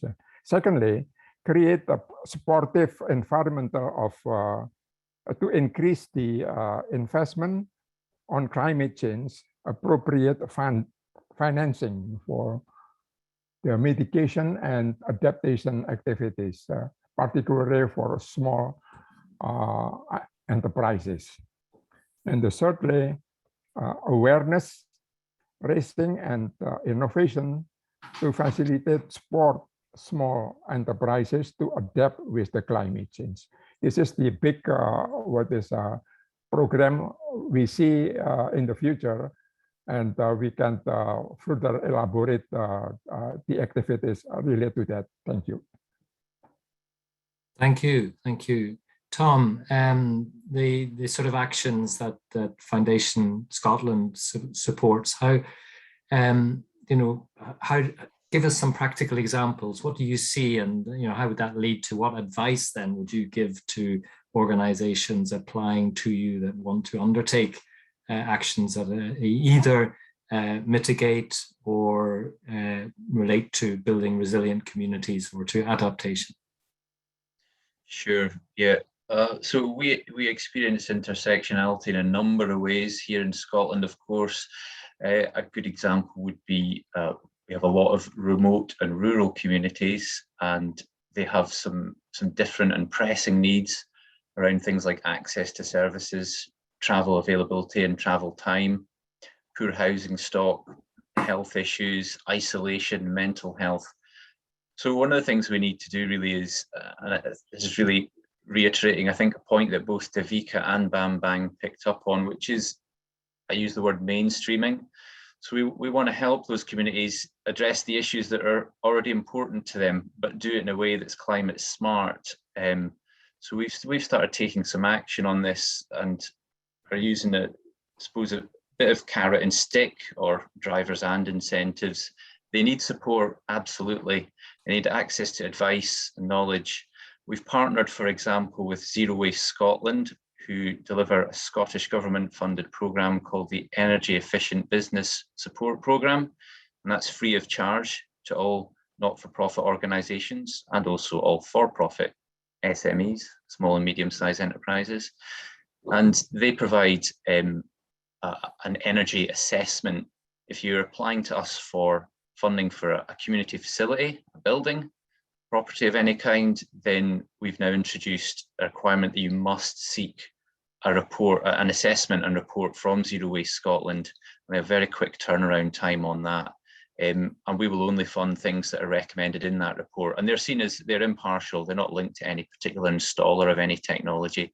They're impartial and they're independent. And they're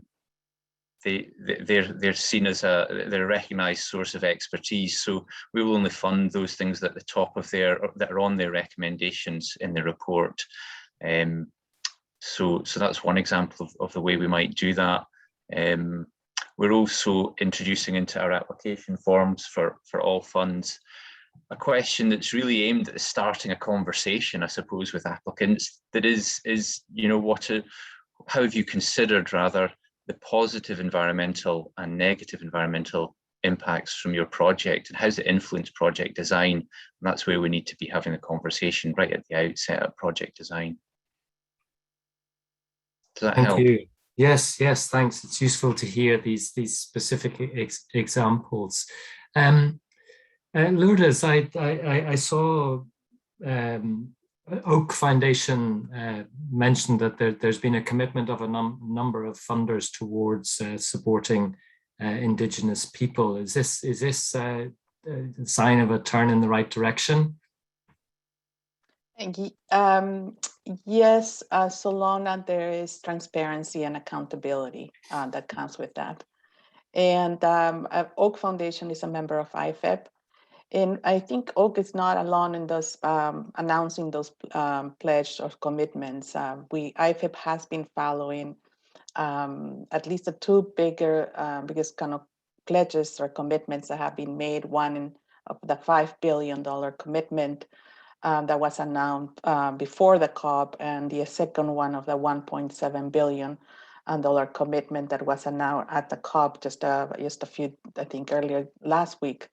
And our concern, and I think, you know, my colleague has put our statement that I think summarizes our position, is we are, of course, going to welcome that investment going into climate change. And many of them reference supporting and being behind supporting Indigenous peoples, women, and local communities who are being most impacted by the effect of climate change. And when I say most impacted, to put it into context, you have communities in the Pacific, communities in Alaska, in the Arctic that are losing their houses due to climate change because of melting of the ice or because of the rise of sea level. And so we need to think hard about, you know, how that impact is going to affect those communities, but in essence, you know, creating what, you know, it's referred to as climate change refugees. So it's a bigger kind of question that we need to think about. But in the context of just going back to your question, yes, we welcome commitments clearly. And Indigenous peoples, for those of you who have been following the conversations that are happening at the Indigenous Pavilion at the COP, yes, they see that as a welcome opportunity with level of skepticism, because the fact is that Indigenous peoples have had this mistrust on conservation agendas. And on that point, I want to say that any new so-called nature-based solutions or net zero economies need to really kind of bring the rights-based approach, the right-based framework into how funders are funding those solutions. We can't talk about funding nature-based solutions or net zero economies if you're funding the grant making that you're doing as foundations. It's going to violate the rights of several communities. It will create displacement of Indigenous peoples and rural communities. That is not the way that we need to go about the climate change investment coming from philanthropy. So I would say, yes, it is a welcome, and we do call for transparency and accountability. Thank you. And Devika, do you see that amongst your members in Canada, this commitment to a rights-based approach, a recognition of the rights and needs of Indigenous people, for example, those that are affected by the extractive industries, those that live in remote communities, those that are disproportionately impacted upon by by climate change? And can you give some practical examples of actions that they do take that displays that? Yeah, and I think there's sort of two separate conversations. There's the rights of Indigenous people in Canada, which is different from the focus on equity and inclusion for all of the other groups that are sort of, you know, most excluded from the system. On the Indigenous rights piece, when we worked on the Canadian version of this climate pledge, it was really important to us to make that a central piece of the Canadian version of the pledge. I think, you know, it's the one area in Canada where I have seen more significant progress than in other areas. There's really been a shift to the recognition of Indigenous rights and also the central stewardship and leadership role that Indigenous people play, more on the conservation side, but increasingly now on the climate side as well. It's still a work in progress though, because there's a lot of talk, and what does that practically mean? Are funders willing to, support Indigenous communities on land claims and, fighting for access to actual land? There's some practical implications that when the rubber hits the road, we need to see a lot more progress, but there's definitely been a big shift. An example, working with other communities in Canada that are, I'm going to say, more excluded from the system than others. I have an example for you from Toronto. So I will apologize to the other Canadians on the phone who will cringe at me giving an example from Toronto, but it is Canada's largest city, and where a lot of people live is where a lot of solutions can be found. And so this was an example shared by one of our member organizations, which is Make Way. And the example that Make Way shared was with an organization called Crew. And so the idea here, we had a summer of severe flooding in Toronto about a decade ago, a debilitating ice storm. And after that, local environmentalists came together and said, okay, climate change is happening now in our own city. And knowing that it would get more frequent, they founded this group, the, what is it called? The Community Resilience to Extreme Weather group. And the entry point here was extreme weather. So as awful as it was and continues to be, it offers an opportunity to open up a conversation to the wider audience, because you're meeting people on issues that are directly and tangibly impacting them in the moment. So they kicked off the project at City Hall, and they worked with the Environment and Energy Division of the city, and they had an overwhelming response from volunteers who wanted to get involved. So they started by co-creating an extreme weather preparedness program, and then they focused specifically on one of Toronto's 148 neighborhoods, specifically a group that was, a high density, ethno-culturally diverse area, low income area. And in working with that group, they did things like they built social capital, and they helped, seniors to become experts on climate impacts. So seniors learned to check in with their neighbors on situations related to power outages and heat waves. And in this building of social capital, they also ended up, they focused on other areas as well, community gardens for food security, and also looked at access to nature and green space. All of this social capital built up. And, they said that when they started, they deliberately avoided the words climate change, and they focused on extreme weather. But now, fast forward to today, they can talk very openly about climate change, and are now exploring ways to get people engaged in climate action. And most importantly, people who do not consider themselves environmentalists from these traditionally excluded communities, who are now sort of entering the conversation. So ultimately, we need everyone considering themselves to be staunch environmentalists if governments are ever going to be emboldened to act at the level of ambition that's required. You'll hear right now our Prime Minister talking at COP about Canada's carbon price and encouraging the rest of the world to do that. That was no easy feat. They were taken to the Supreme Court. It was challenged, and the price is nowhere near where it needs to be to actually influence behavior. So that just illustrates what a tough fight it is, and how badly we need all Canadians on side, and kind of giving our politicians the permission for that bold level of action. Thanks, Davika. I think that's a really interesting point of, approaching that community not not with the language of climate change and climate, which is seen to be somebody else's problem. We did the same with when looking at the whole of the SDGs with community foundations. No, don't start the conversation with the SDGs. Start the conversation where those groups are at, where those funders are working at, those issues that affect people's lives on the ground.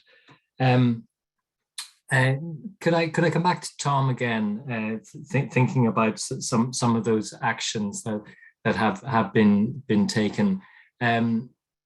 Could you just share with us a little bit about Foundation Scotland and what it is doing as an organisation itself, not the projects that it's funding, but how it's demonstrating that it's walking the talk, and in particular the endowment, the financial investment side of things. Sure, happy to do so. Yeah, we now have an impact investment product for our endowments. We recognised over a year ago, the board came together on this and recognised that climate change is a high-level risk to our investments and to our mission, really. And so we're starting to address those risks and the opportunity as well that's presented by the transition to a post-carbon economy in our investment strategy, and recognising that our decisions can contribute to achieving this transition as well. So from the start of this year, we became one of the first community foundations in the UK to launch an impact fund. The approach ensures that investments we hold bring a social and ethical return as well as financial, and the fund avoids investments in hydrocarbon extraction and retail. So over half of our portfolio, around £23 million, is now invested through the Impact Fund, which is managed by a group of investment managers called EQ. They were selected after a pretty rigorous selection process. And there's a great portal, so investors who've donated funds to us for investment, donors who've donated funds to us for investment can go onto the portal and have a look at how their donation is impacting in terms of carbon emissions and contributions across a suite of the Sustainable Development Goals, from health to education to microfinance to enabling tech. So we took that move a while back. We've still got a chunk of our donors who we need to influence to move them across to that portfolio, but we're over halfway there, so it's looking good so far. Thanks, Tom. And otherwise within the organisation, are there changes in the way that you operate? Yeah, absolutely. We're measuring our carbon footprint. So we've started work on that. We've calculated scope 1 and 2 and scope 3 data, although there's some philosophical issues around attribution for scope 3 and double counting, but we've certainly taken that step in measuring our carbon footprint for the year up to end of March 2020. And we've also delivered training for all staff on climate change, including a powerful visioning exercise. It's been really useful.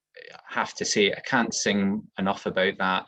Straight after the training, I have staff telling me, questioning their decisions and saying, well, should I be doing this in this way? Should I be making that trip? Should I be, driving over here for that particular reason or whatever it is? So instantly that's having an impact on people's thinking.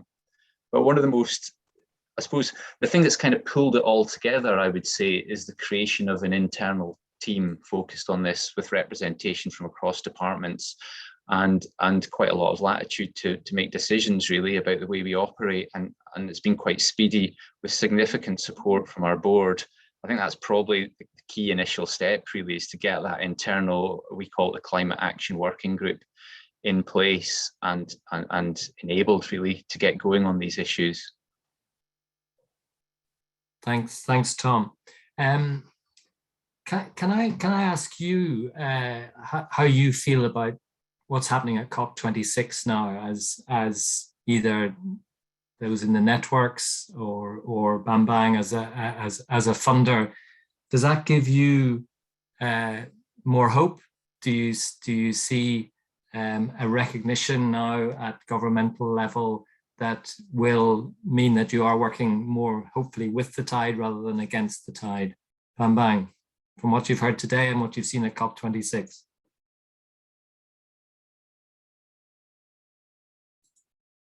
Sorry, if you could unmute, Bang. We catch you every time. In Indonesia, you hear me? Yes. In Indonesia, we experience a lot of program or projects from the government, and it is a top-down approach. And we in Bina Swadaya is very much organizing a bottom-up approach. The cooperation between the top-down and the bottom-up is very important. And we recognize that the people participation is the key of the resilience of the community. And Bina Swadaya is very much emphasizing against poverty. So economic activities among the self-help group is very important. Related to this, the theme of resilience, strengthening the financial microfinancing, etc., from the global as well as national level, it is very much needed.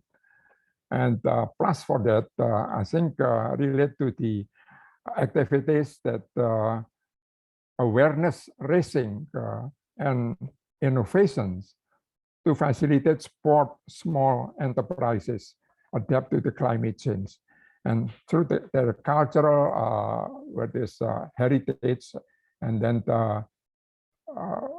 as we call it, a kind of process that the people are getting more and more aware about the situations, and they protect by themselves and have the potentiality to make decisions for themselves. This is, I think, the core that we have to support, and international and national cooperation, it is very much needed. Thank you. Thanks. And Lourdes or Devika, do you want to come back on a final reflection of anything that's emerged from COP that gives you hope or will change something that you do in your organizations? Yes. Yeah. Lourdes?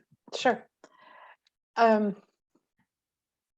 think for IFIP, what gives us hope is the one, I think the commitments that are being made, yet, really kind of thinking about how those commitments are going to remain transparent and accountable to those communities that are being cited as those who are going to be benefiting from those commitments.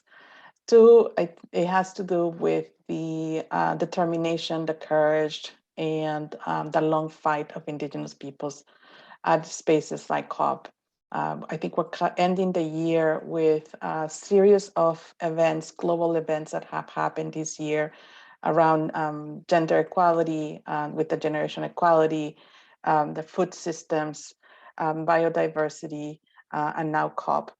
I think at each of these as global spaces, Indigenous peoples, Indigenous women, Indigenous youth have been making the case, advocating, and really firm on their requests and demands of ensuring that there's a rights-based approach to this.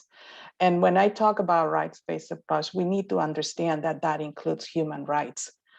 So I think we're in a place in time now that we need to think about how our philanthropy really kind of playing a role, and the role that it needs to play also to be mindful that we are upholding the rights of peoples as laid out in all these different ways of working, either in gender rights or human rights or Indigenous people's rights, and because it all impacts how we work, it impacts topics that we're talking about today, climate change, and really the need of climate change, not as a silo and its own specific issue, but really thinking about the intersectionality that needs to be there, and how each of us play a role into bringing solutions, and solutions are not top down, as I think what someone just mentioned, but solutions that are coming from the bottom up, and solutions that are including all voices, youth, women, people with disabilities, of the LGBT community, indigenous peoples, Afro-descendants. Everyone needs to be part of this dialogue. And if philanthropy continues to support processes that are leaving the voices that are being most impacted out of negotiations, out of critical conversations, and we're not really supporting sustainable or equitable communities. So that's how I think I will say it. And I guess it remains to see what's actually going to come out of the COP by the end of this week. Well, thank you. And well, from what we've heard from everybody, at least there's signals in the right direction. We're hearing the right noises, and it's converting that rhetoric into actual commitments. I promised Toby I wouldn't eat into his time, that he's going to wrap up. Sorry, I've stolen a minute, Toby. As I said at the start, we're going to let the meeting continue after the formal closure, where I would like you to contribute through the chat function, to what you're doing, and we'll harvest this and we'll share this along with other resources. If you've got any resources related to the discussions we've been having, pop those into chat and we will harvest that and share those with you. Toby, I'll hand over to you for closure. Thank you, James, very much for moderating this important and fascinating roundtable event.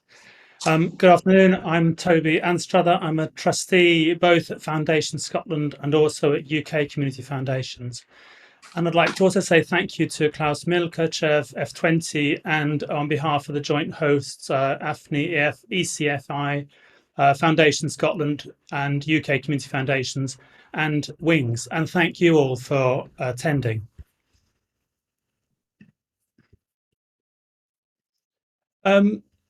What did we want to achieve with this event? Well, really three things. We know that it's really important to make the case for the urgency on climate change and getting a glimpse into what's at stake at COP26.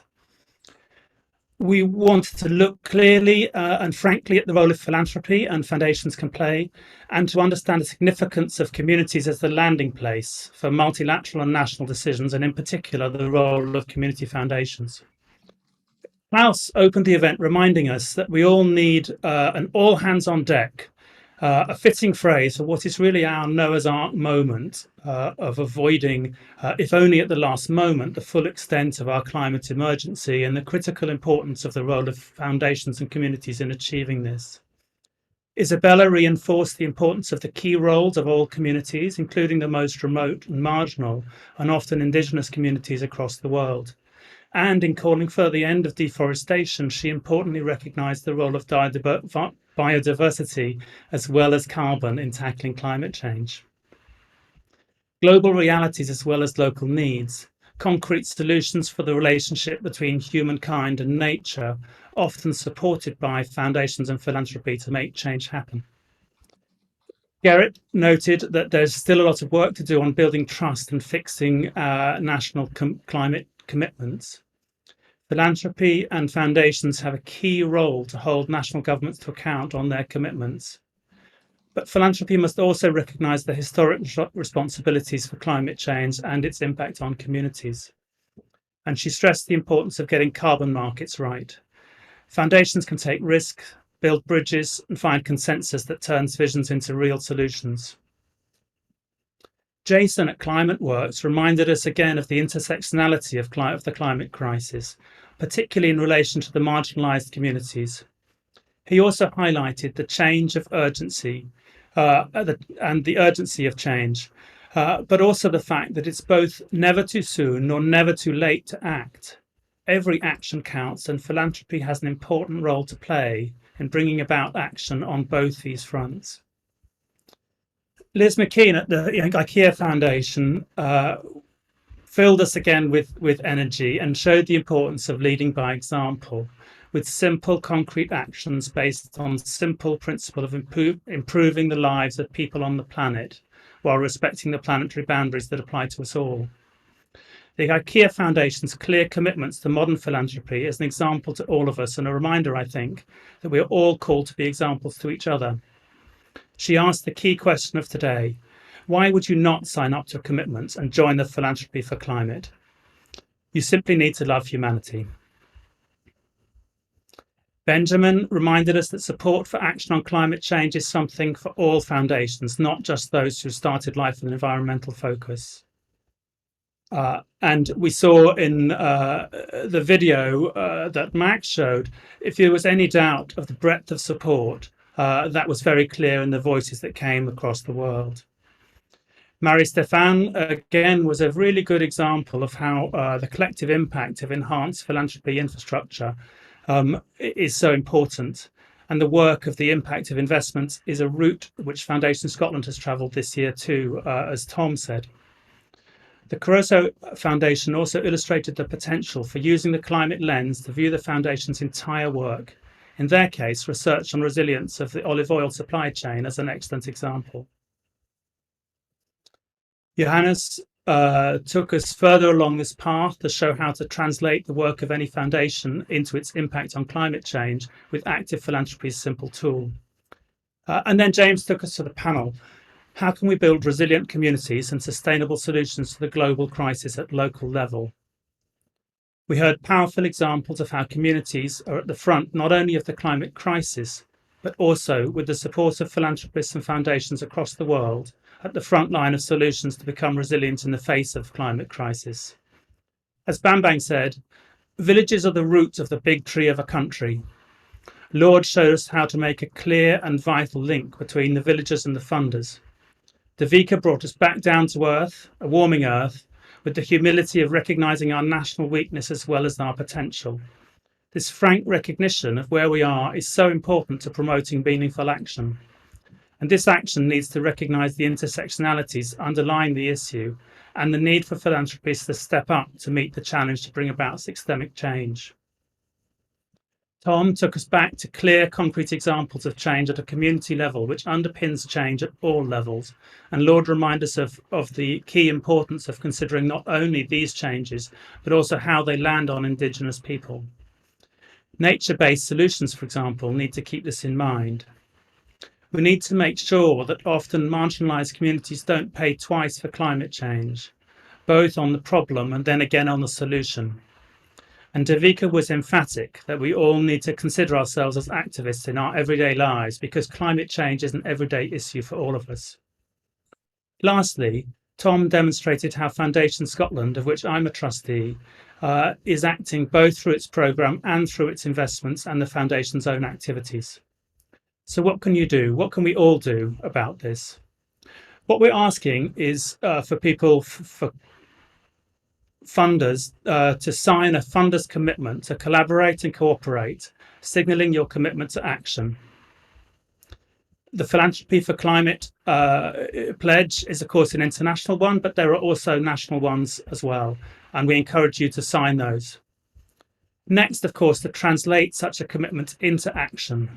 The investment strategy of the Foundation into its programmes, and consider scoring both your investments and your actions against the UN Sustainable Development Goals, and in particular the carbon and biodiversity goals.